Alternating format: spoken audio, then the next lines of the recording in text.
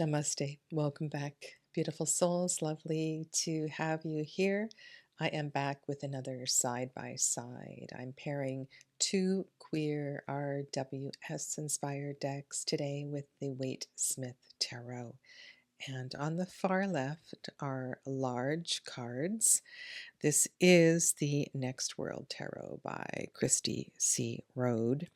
And this is truly a magnificent deck. I have had the small pocket version, had that for a while. I decided to repurchase the large cards because a lot seems to get lost in the tiny pocket version. And in the center is the Fifth Spirit Tarot by Charlie Claire Burgess. And these decks are paired together because they are not only queer and Waite-Smith inspired, but they are revolutionary. They both want to make a difference, to be more inclusive. And I'm going to share with you some of the words from Christie's guidebook, the intro. When we are down, we sink in an act of resistance or self-preservation that comes from the horror of exhaustion. How do we hold each other up in a world where oppression can be louder than self-love? The Next World Tarot is a tool for magic.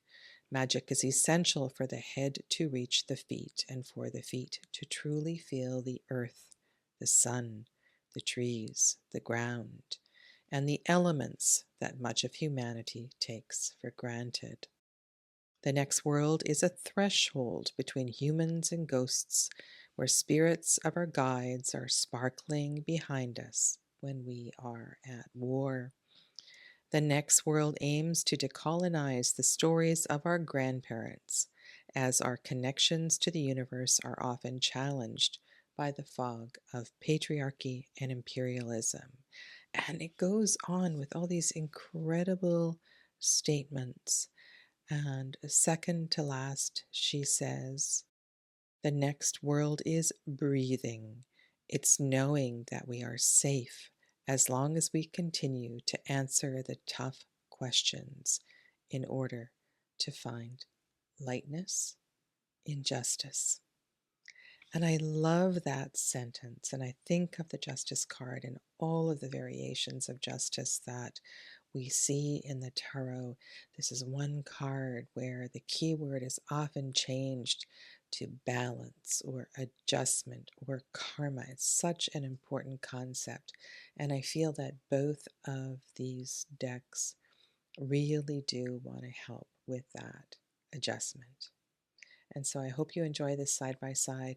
I will be going through all 78 cards, and if there's questions or things that I miss, please be sure to come back and leave a question below. If you are new to my channel, a warm welcome to you. My name is Sadhana, if I didn't already say so. There's a really beautiful thing going on in the colors of these decks as well, too. I feel like both of these artists deeply respect the artist known as Pamela Coleman Smith or Pixie. And I also want to comment that I think Pamela Coleman Smith would be a warm supporter of both of these decks. Though she may not have come out publicly or named herself as queer, she certainly had a variety of relationships, and in her work in the theater would have been very comfortable and familiar with different sorts of lifestyles and all kinds of gender identifications. I think these three decks speak really beautifully to each other. One of the things in the next world is that the plants, the earth seems to be reclaiming itself despite all that man has done, all that humans have done to the earth. And in the energy of the Fool card, I love how nowhere, I believe that's what it says, the graffiti on top of Yonkers.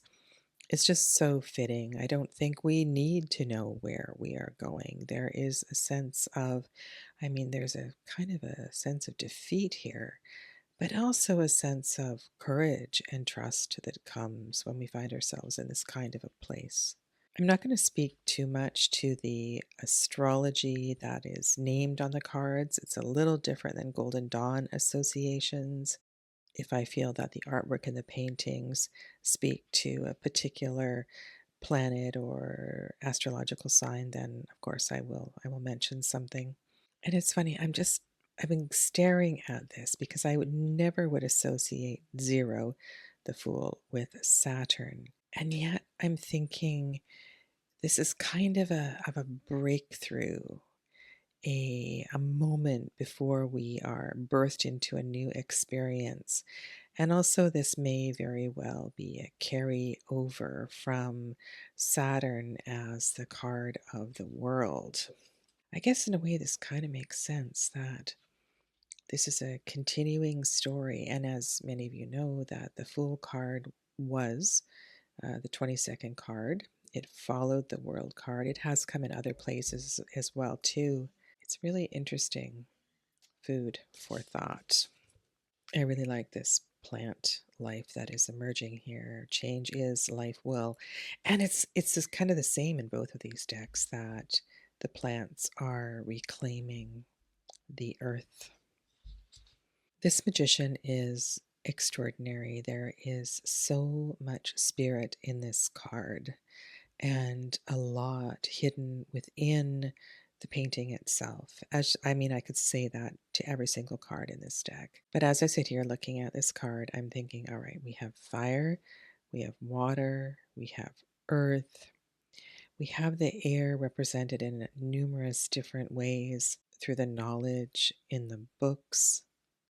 There is this beautiful reverence for spirit. I'm not sure what they are looking at. Great insight, or almost as if they are receiving a message. This deck also does a great job in cultural diversity, age diversity. This is a rich, rich card. This particular magician looks a bit like a mad scientist, but it seems there is a fearlessness in working with what I have available. In a Waite-Smith magician, I'm looking at the relationship of as above, so below, how I'm going to work with all of the elements that are represented on the table, what my mission is, what my purpose is. And I think this card is a new beginning, is one of questioning all of that, and yet at the same time knowing everything I need is here within me and available to me. Like I have everything that I need in this moment. The Priestess. All of these cards carry traditional symbols: the moon, the persimmons, the pillars. And sometimes in this deck, I find you have to try a little harder to find the traditional iconography. But I'm looking here, we have 3 candles on the left, 4 candles on the right. Perhaps Empress, Emperor. The number 3, the number 4, speaking to the energy of the black and the white, the divine feminine, the divine masculine. And I think there's other ways we could work with these candles as well too. One of the things I love to do is to see how things are arranged in the illustration, in the painting. We're going to see the scythe again in the Empress card, and this deck does a great job of connecting cards. Also notice the change in the persimmons in the next card. The Empress, a very powerful Empress here. And I like how they're both looking in the same direction. Again, that gaze, looking toward spirit, looking toward their guides, and at the same time, almost looking within in a place of trust. I have this, the power of the flame, the intensity of the lunar energy behind. We see the water and the earth. This Venus really does have it all. And here you can see the persimmons have been cut open. The fruit is ripe. We have the traditional scythe, and here, sorry, not the traditional wheat, and the scythe again. And very clever how the river that's on the right of this Empress card is in the same position in the next world. And these Emperor cards, I think, speak loudly. The name, of course, has been changed. So many beautiful things going on in these cards. And if this is Mars, the ruler of Aries, I'm seeing that martial color through the windows. And there's a Venusian color on the inside walls. We do have red in the pants, which is the usual color for the Emperor, the feature color.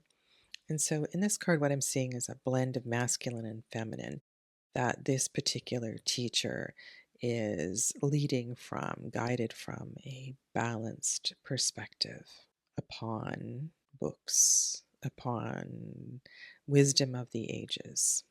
And I want to read you a couple of words from the creator of this deck, but this one is kind of cool. And I'm thinking that I might make a conversation between this card and the Magician card. And you'll note that the Magician and the Emperor face in the same direction, have a very similar gesture. The Emperor, like the Magician, has a lot of tools available to them. They appear very gentle and wise and connected. Charlie Burgess says that this is not an emperor of oppression and control, but of duty, accountability, and the benevolent stewardship of the land and its people. The Hierophant and the messenger, the conduit of information, the conduit of spirit. And when I look at this card, I think of how sometimes you may be at a presentation and there is one word or one quote or one phrase that kind of touches you in a way that is so unexpected, maybe sends shivers down your spine, gives you goosebumps. I think there's something special in this particular name change to the messenger. And this card is really interesting. I don't know if you see this as a librarian, or perhaps I'm looking at the clothing, that this is a medical professional of some sort.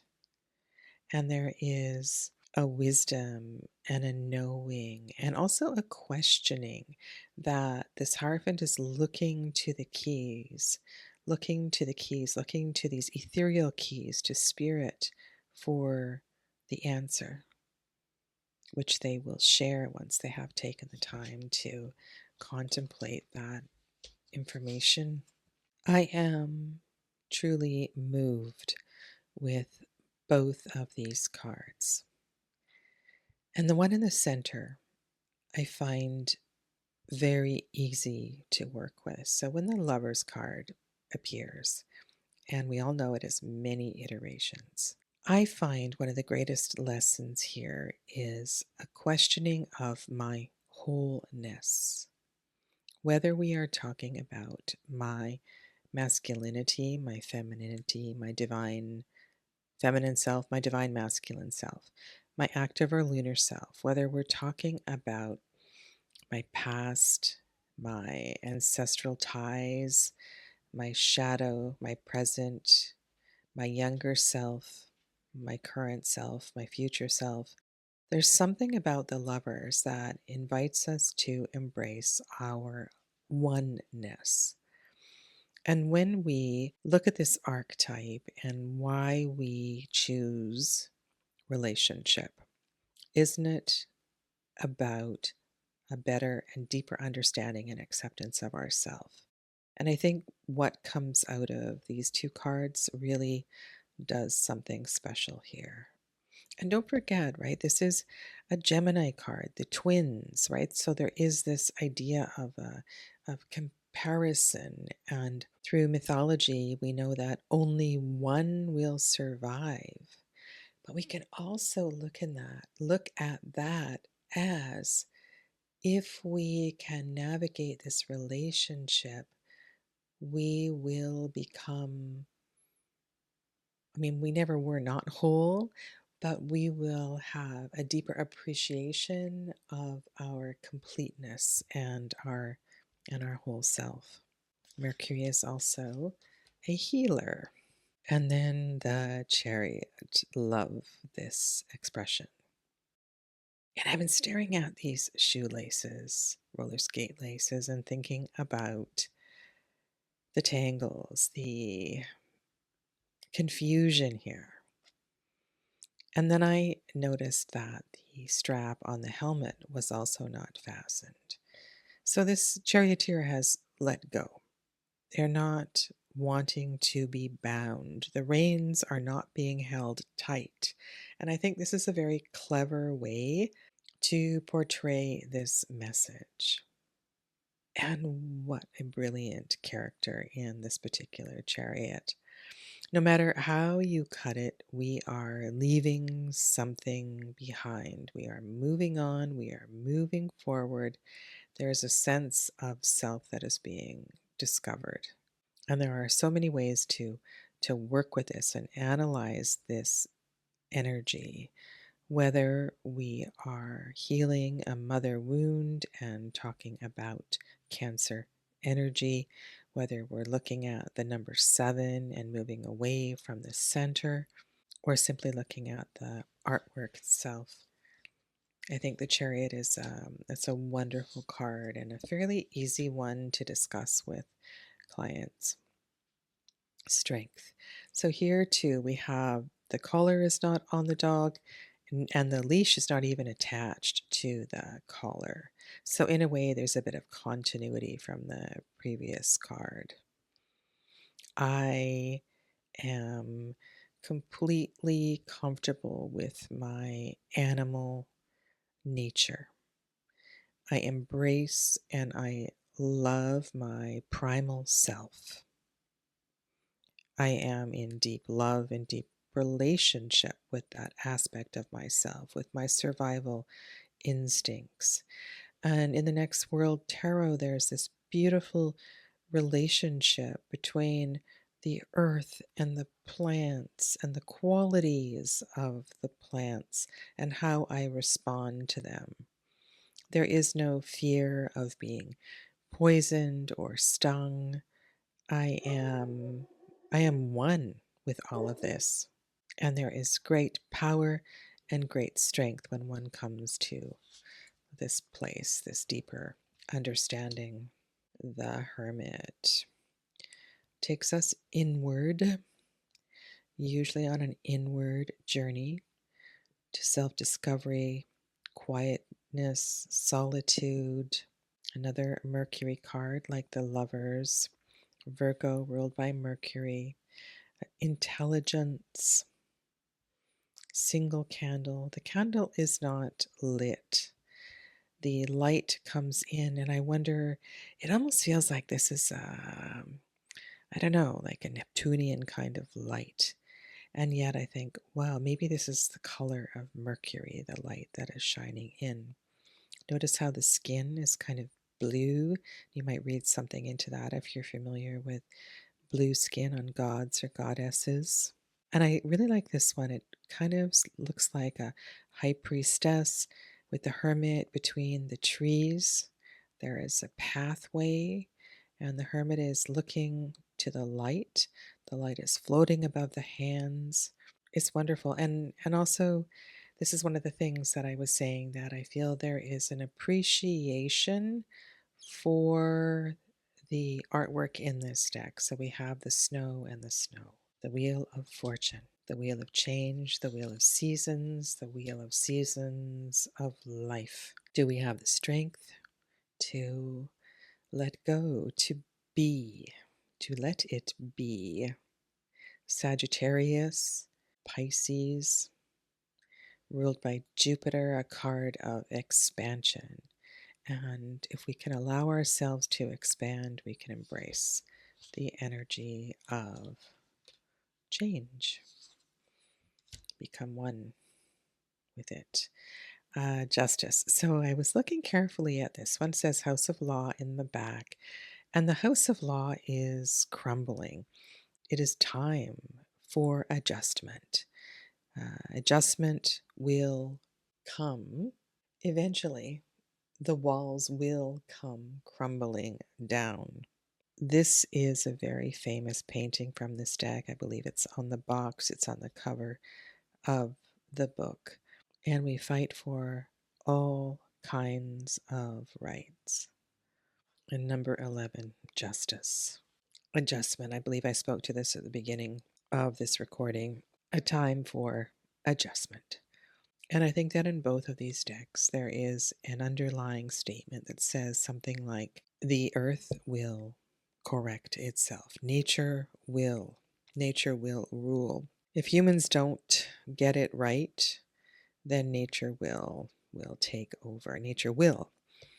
And when I look at these crumbling stairs, the crumbling, cracking building of the house of law, I think of how institutions crumble and need to crumble over time, how things need to change. We can't go forward with everything as it is and be okay with that. And we have more specificity in this deck. We can see a variety of rights that are being fought for, and lots of people coming together in solidarity to stand up for those rights. A very, very powerful justice card. And surprising that neither deck creator changed the name of that card. Okay, so remember the kind of eerie light in the Hermit card in this deck?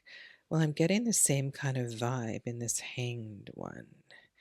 We are underwater, which really fits well. We have a there's a Neptune association, but also with Golden Dawn, this is primordial water, and we have the snake moving through here. And I think the snake makes an appearance in Death as well, in the same position.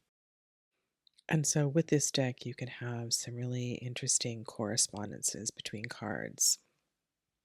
Here we are suspended in mid-air, in a dream, in another world. Is this a horseshoe? Are we suspended upon a horseshoe, or does that symbolize something else? And if you look closely at these hands, they are not in prayer, but the backs of the hands are together. There's sort of that's a very opening sort of gesture, deep contemplation, a time for a new perspective. And then we realize that we cannot take the past with us. Death is a card that says we truly must let something die in order to go forward. It also, I think, does what this card suggests, brings a deeper awareness and connections of intergenerational issues and concepts. And we have the theme of crumbling and shedding layers in this illustration as well too, like we did with the House of Law cracking and falling down in the Fifth Spirit Tarot. Temperance, a card of alchemy and healing and harmony and balance, perhaps a bit of a healing following the Death card. All three creators have the angel wings, one foot on land, one in or near the water. And the angel is mixing elements. And you can see here that that is created with the use of red and yellow. I also think that if you haven't taken time to look at the details in the tattoos in this deck, and perhaps as well as in this deck, there are some subtle messages that you can pick up with that. Pink and green instead of red and blue.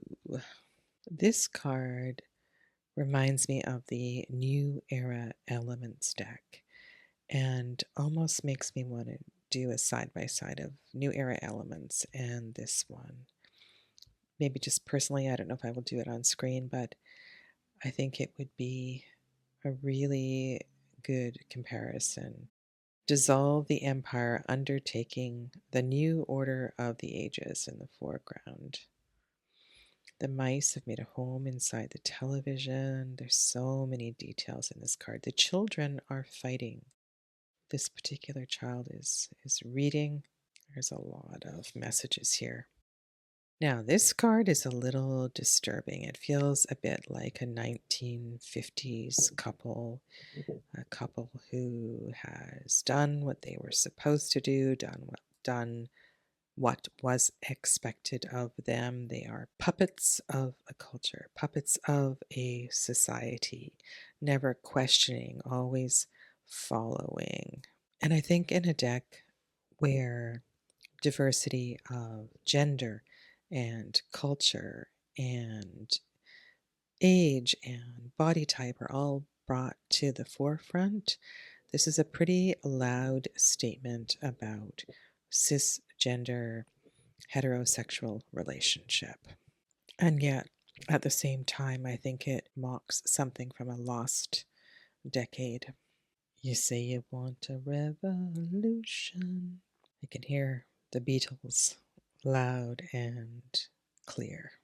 Again, a very potent, poignant card. And yet, in the foreground, there are plants that are coming back. The earth will defend the sacred and let the ivory tower fall. Let the expectations fall.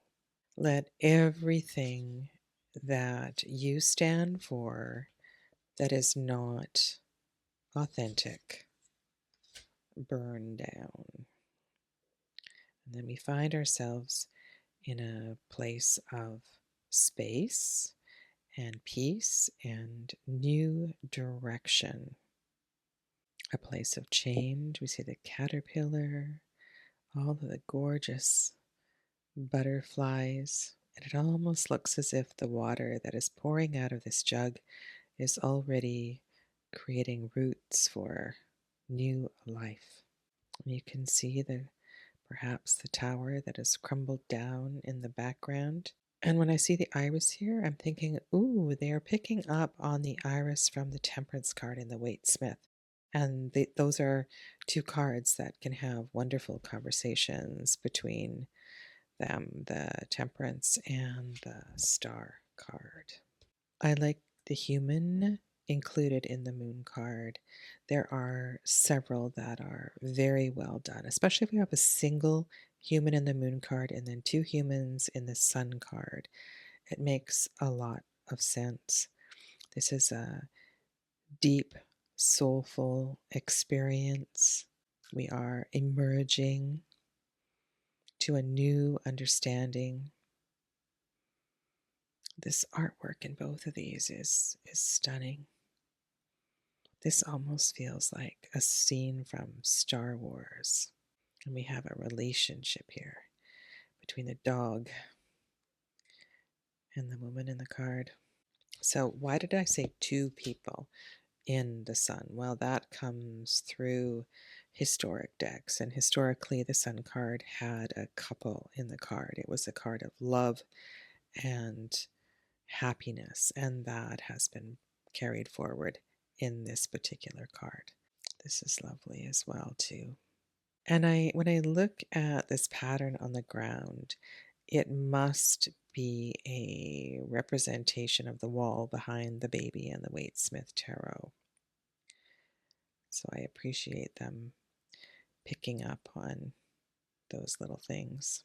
For those of you that have the original, the Kickstarter, or an earlier version of this deck, can you please speak to this? Was Black Lives Matter or I Can't Breathe on the Judgment card? It feels like this is more recent and deeply connected to some very powerful events that happened during COVID.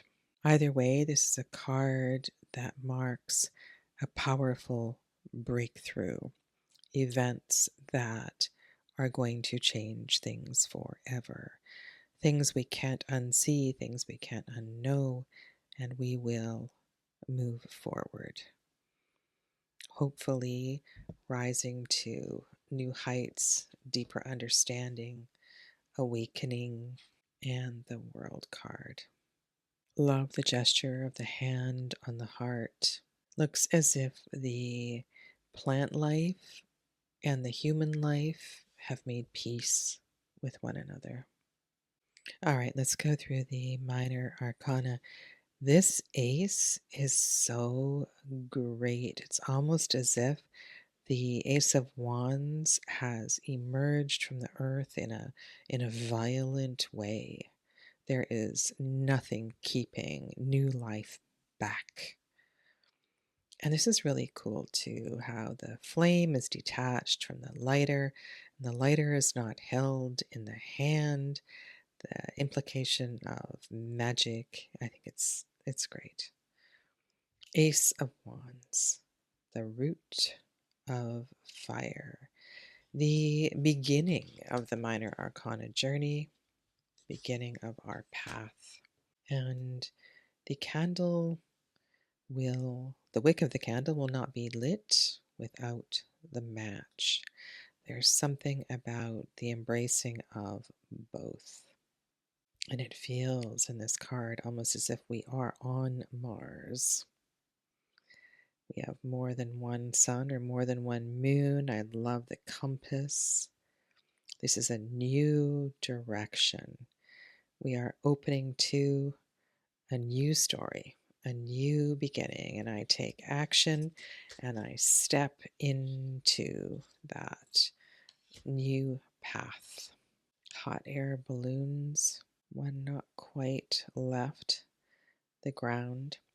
And this is really interesting. So we have the Mars sort of color in the background. And this decan is actually not Mars, it's Sun. So 2 of Wands is Mars in Aries, and 3 of Wands is Sun in Aries. I wonder if that's a mistake or this creator has a different interpretation of the planetary assignments. And I don't have the extra book for this deck, so I have never looked into that. But one thing that this card says to me is that I choose these 2 books. The library is crumbling, and it's one of those questions. If the world comes falling down, if your house burns down, if you're stranded on a desert island, what book will you take with you? What tarot deck will you take with you? They do have the key. So there is a sense of hope and optimism in this card of creation. There's a promise that something is building. And then we see the manifestation here, and absolutely love the shift in the keyword to harmony. Venus is here, and through Venus's presence, we have harmony with all of this martial energy. We have the lightness of the wind chimes, the fire in the 2 lanterns, really clever use of color, sound, and in this deck. So this is a very pippish deck in the minors, which might be difficult for some, but we have the 4 lanterns, we have the squareness of the fire. I think it's in its simplicity and its space is very easy to speak to the fundamentals of the tarot, the 4 being square, foundations, solidity, security, safety. And sometimes it can be a little confining. And while there were planetary symbols on the major arcana in this deck, there are not on the minors. 5 of Wands, so beginning of Leo, the first 5. Powerful card of challenge, first confrontation. And I think this is a great analogy. We've tried different ways to defeat the wasps, and none of them have worked. At least that's what it looks like to me. This deck really does a great job in looking to the heart space and asking hard questions. What will you choose and what will you leave? And for now, we have victory. There's a sense of greatness, expansion. And I never thought about this, but I wonder if it is lonely up here. Have we, in some way, separated ourselves from the masses? I know the 6 takes us to Tiferet, to a place of peace, to the heart chakra. And maybe for a time we do. We need to be alone to reflect and contemplate where we have come and how we've gotten here, maybe to think about what our next steps are. And look at how this 7th wand is blooming. What I stand for shows growth and lacks the conflict, the pain of the weapons that are in the foreground. And this card, I think it's done it so well with acknowledging balance and harmony and peace is the way through. We have all that the black symbolizes and all that the white symbolizes in the candles that are in front of the protester. And all of this touches my heart so deeply. I have lived through a couple of protests with my daughters in very difficult situations where I didn't know if they would come back. And these cards, I'm not sure, just not sure about. It may be me just sort of stuck in my ways with the Eight of Wands, and I've worked a lot with this card, focusing on its astrological layers, the layers of the number, the tree of life, and many things, and contemplated the parallel nature of the wands and this idea of Mercury and focus and how important that is to us learning and growing and discovering that this is indeed a card that harmonizes the previous 7. And so the scattered nature of this card and the explosion that's about to happen in this card, I find them a little bit hard to work with. However, there are an abundance of messages that, if not directly, are indirectly connected to the Eight of Wands.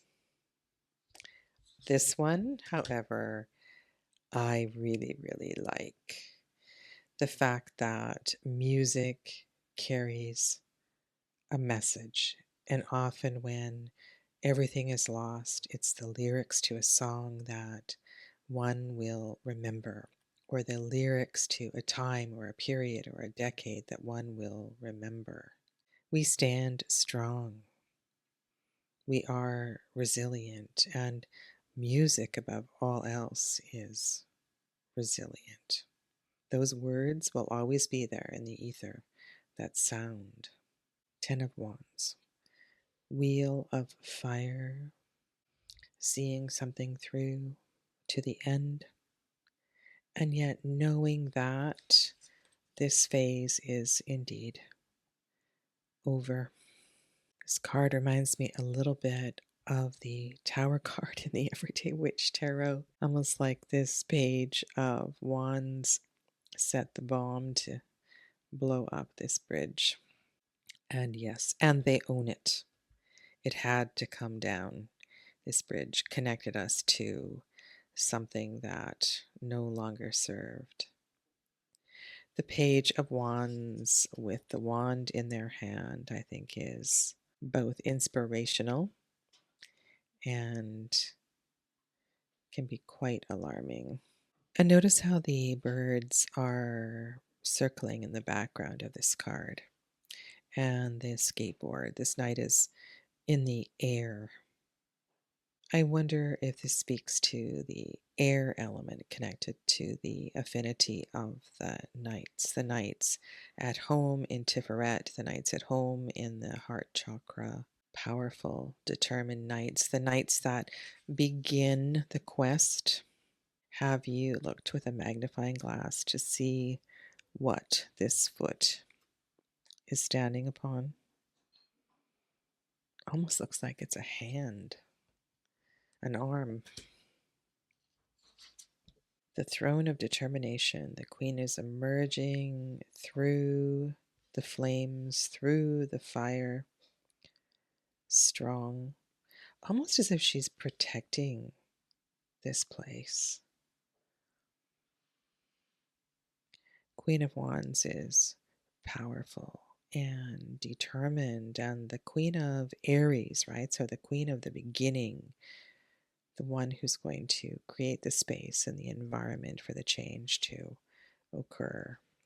The king of inspiration, passion, creativity, fire of fire.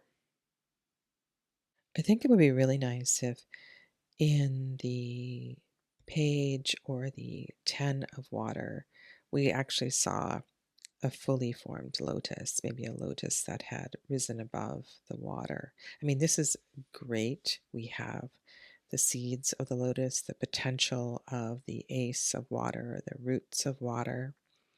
I'm also thinking too here that this color in the background corresponds to Mars, and that, at least in the Golden Dawn, the aces are strongest over the fixed signs.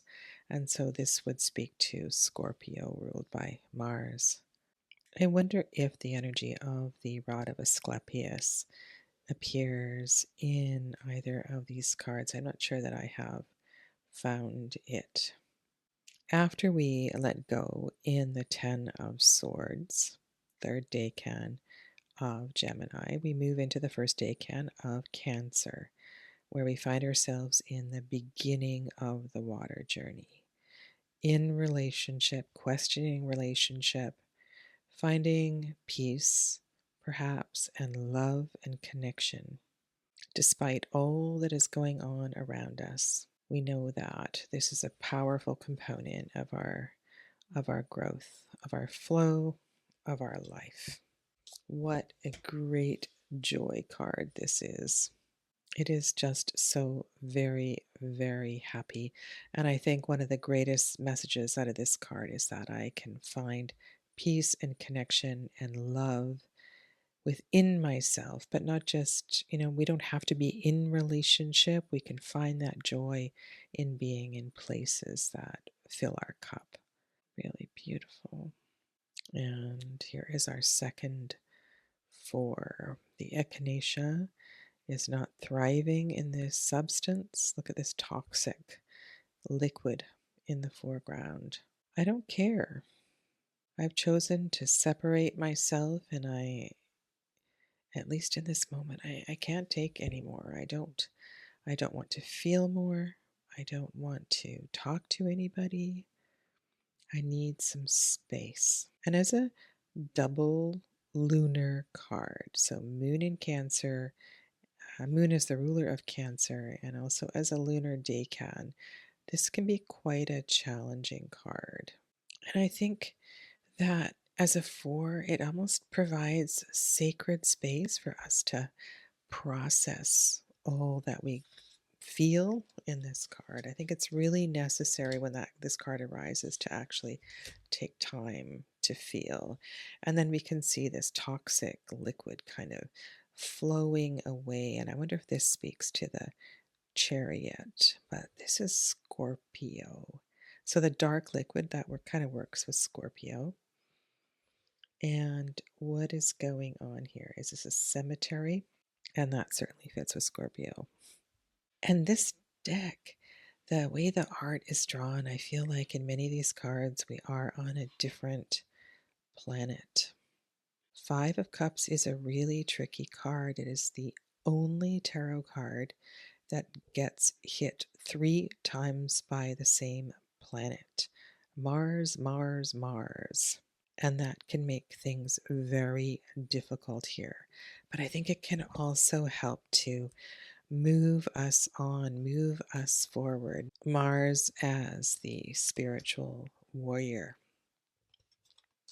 will help us to move through, to move on. And then we get a glimpse of happiness, of memory, and maybe capturing that memory and looking at that memory from a different lens will help us to heal and to grow. Seven of Cups.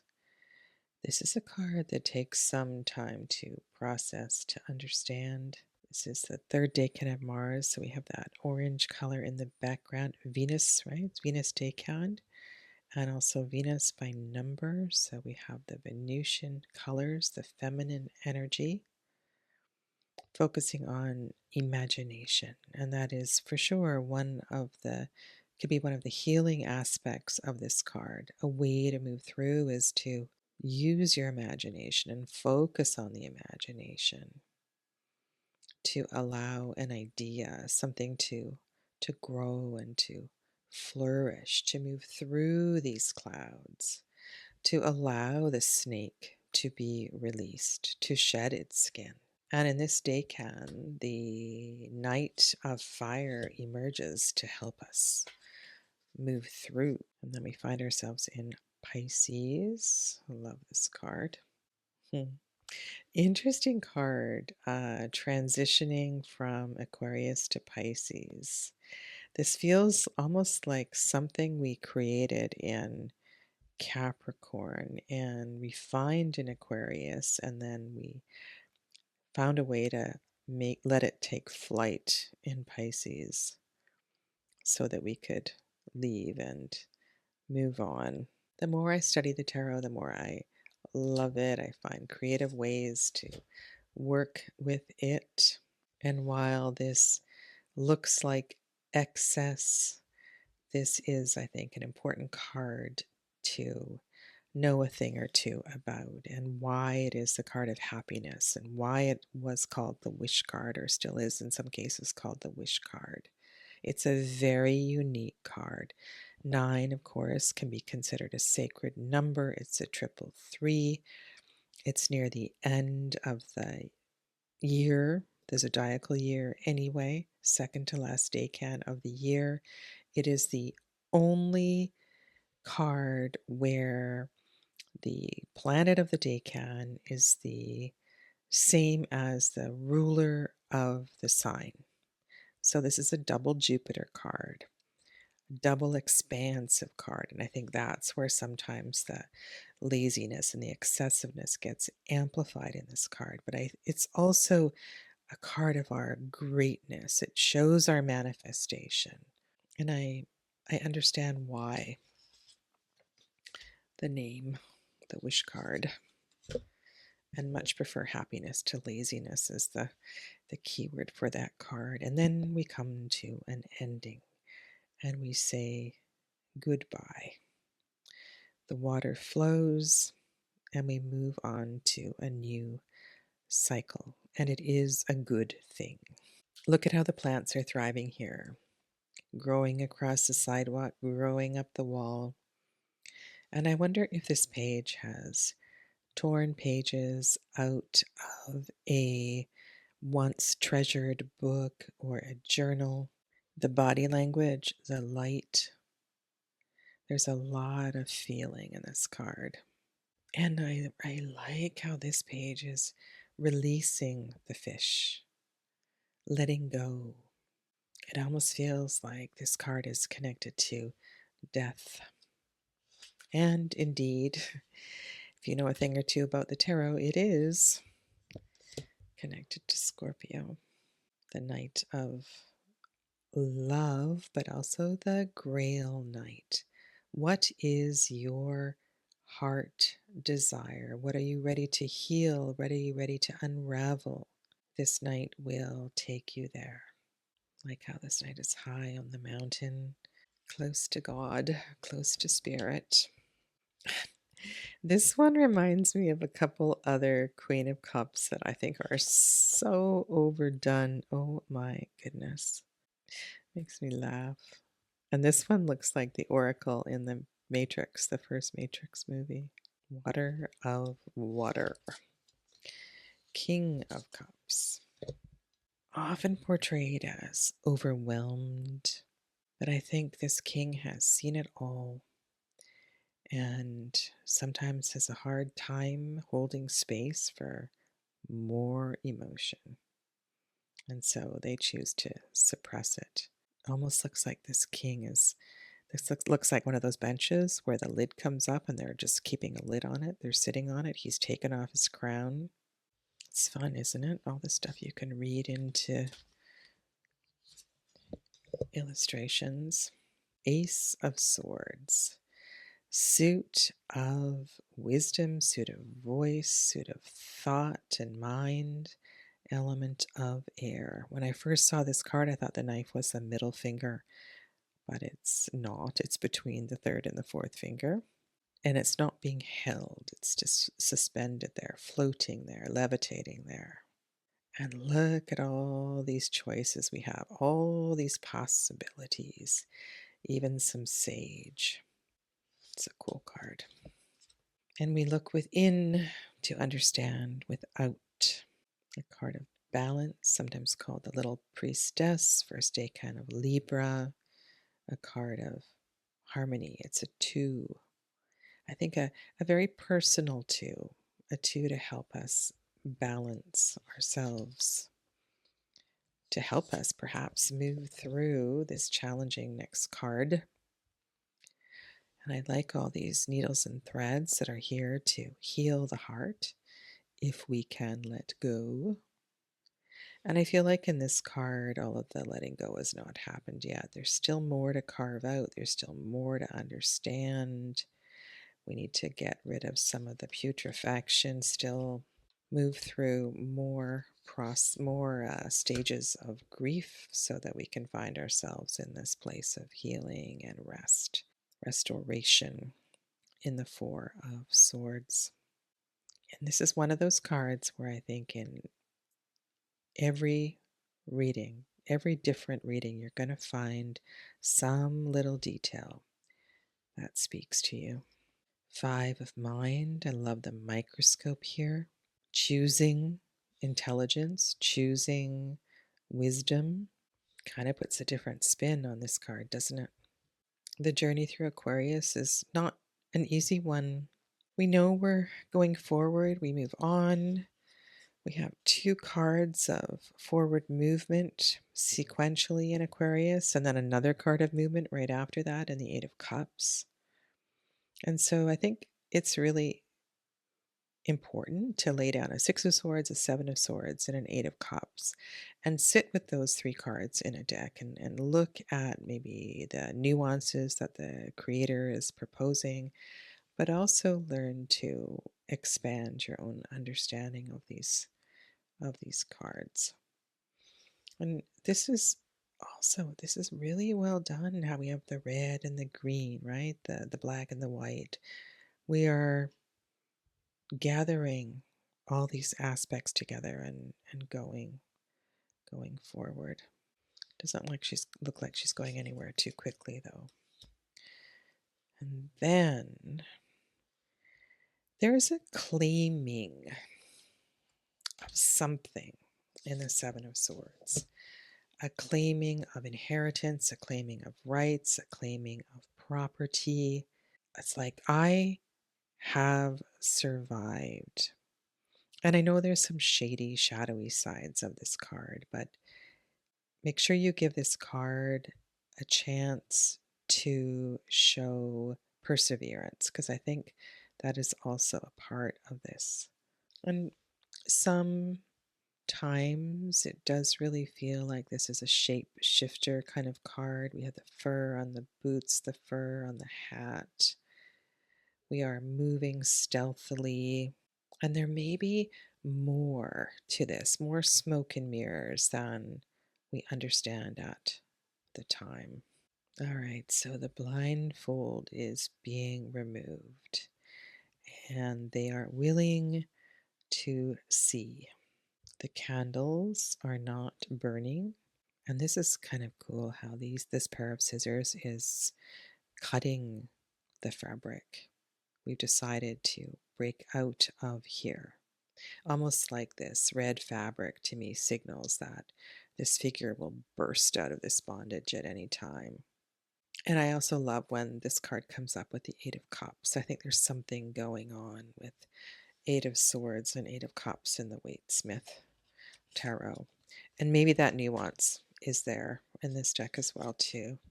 How will we ever make it through this place? And I think the answer is by taking one more breath, staying for one moment longer. If you can stay for one moment longer, you know you will survive. And this is a really interesting Nine of Swords. It reminds me of a kind of lesson that says, know your tools, choose the right tool for the job. To make it through, you want to choose wisely. I think on the other side of this card is spirit, awakening, dark night of the soul. If we can stay there long enough and feel, we will rise and we will find ourselves in a lighter and better place of deeper understanding. I often reflect on this card in that it's the card before the Two of Cups. So in this card, we must let go. I don't like the word surrender, but when I saw this, I'm wondering if these are all old love letters. And there's some message here about releasing those, or if we cling to them, we will die.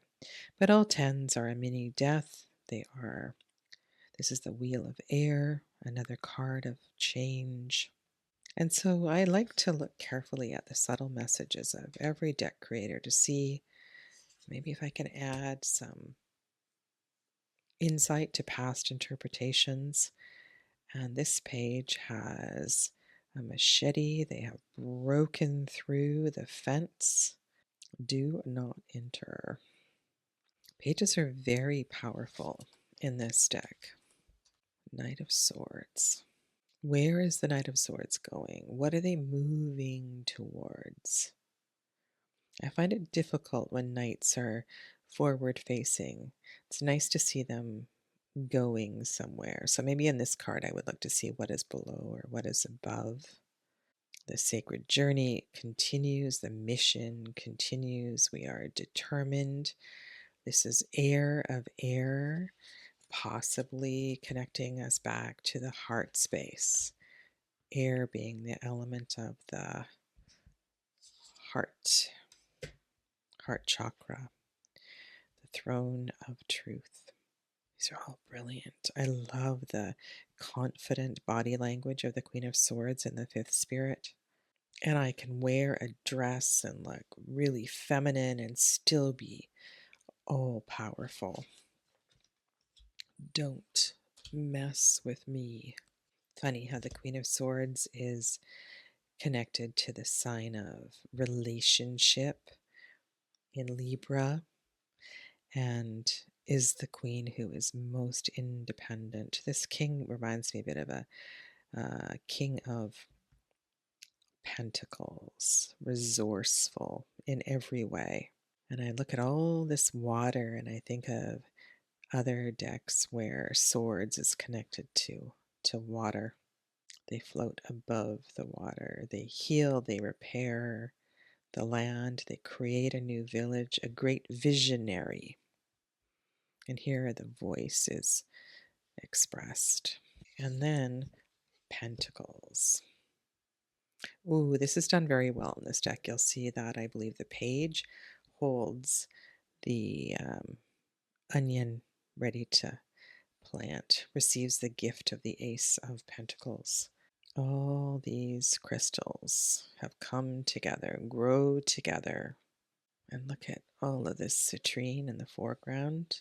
The potential for what we can do here upon this earth, in Malkut, in this place where we live. If we can learn to harmonize and balance and find our footing. Twos are often about relationship. And I love how Christy has brought a question of relationship into this card of change, the mini wheel card. And then we come together to create. 2, 3, and 4 of Pentacles is the beginning of the Capricorn journey, creation, creating in this material world, building our future. And then we find ourselves in this protective space. We have gathered all of our things. And I think in the 4 of Pentacles, there's this question of gathering and releasing, or maybe even preparation for the releasing. Maybe we've gathered all of these things for another, because in the 5 of Pentacles, how we go out and we go onward. We also go from the 4 of Pentacles to the 5 of Swords decanically. So either way, after this card, there is a 5, a rather challenging 5. And so I wonder too if this is just a pause of sorts. And this is so poignant, this one. Oh my goodness. The 5 of Pentacles, I actually like this card. It reminds me of the pain and the significance of all the things that need to be left behind in order to move through and to go forward. In order to grow, we can't take everything with us. Perhaps this child, all they were able to take with them was the contents of these 3 boxes. Sometimes we leave a language behind, we leave a home, we leave friends.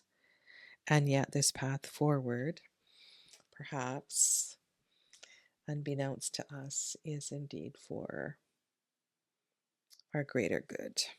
Redistribution, donation, reciprocity. And through these actions, we find a sense of peace and love in this very complicated world that we live. Vision. This is a really interesting interpretation of this. I find that I more often than not want to work with micromanagement and how that is such a tendency these days. But this one really does give a new spin on the meaning of this card. Can we leave well enough alone and let nature take its course, or do we need to get involved? But I can work with this. I think there's something really beautiful in the vision of this card. Almost a simplicity to life. 8 of Pentacles. When I first saw this card, I did not like it. I've always seen this as a sort of an individual experience where I finally find myself in a place where I like what I do. I like me. I've found myself. And so maybe in this, because there's 2 people here, it's through this partnership that I have found what I wasn't able to do or accomplish on my own in the past. But there's some greatness here. There's a claiming of my happiness in this card. I do what I love, and I love what I do. This 9 of Pentacles makes me so sad. They have all this food and no one to share it with. All this wealth and no one to share it with. And I've always used that as one of the lessons in the 9 of Pentacles. It's that, well, how are we going to share this abundance? I think that's the medicine here. I mean, first have gratitude and then invite others to share in all of this abundance. And yes, I am self-sufficient. And yes, I have created all of this and I should be proud of myself. And 9s are definitely a place of reflection. They are a central pillar on the tree of life. So there are good things here. But there's always a lot of stuff. And so the gift comes in the letting go, right? The more I have, the more I can give. The more I give, the more I have. And then 10 of Pentacles. Security. This definitely looks like security. But I think we need to remember as well, too, that this is a cycle. This is an ending. Love the lunar cycle here. This is a big transition from Virgo to Libra, from this card to the Two of Swords. Oh, Christy Rhodes, you are clever. Look at this. She is balancing. She is moving towards the balance that is required in Libra. That's fantastic. I didn't see that before.